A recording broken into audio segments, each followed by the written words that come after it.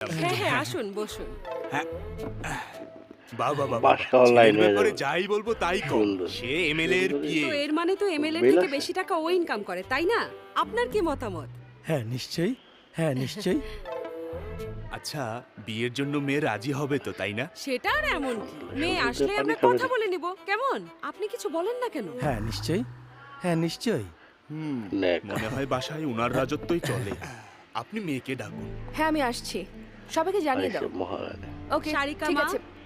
উনারা ম্যারেজ এজেন্সির লোক। আমার মেয়ে সারিকা। তিন দিন মা ঠিক আমি মতো তোমাকে সংসার। কতবার বলবো ওয়ার্কিং ডেতে এসব কিছু রাখবে না।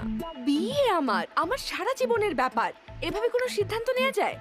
2 বছর অপেক্ষা করেছি না, কোনটি? ছুটির দিনে প্ল্যান করব। আমার ডিটেলস দেখতে হবে। ছেলের ব্যাপারে শুনলে বেশি চালাক সিদ্ধান্ত হলে পাল্টে একবার যাবে। হ্যাঁ। টুক করে। কি এমন স্পেশাল? আপনার উপর হুকুম চালাবে এমন ননদ, মানে ছেলের কোনো বোনই নাই। হ্যাঁ খুবই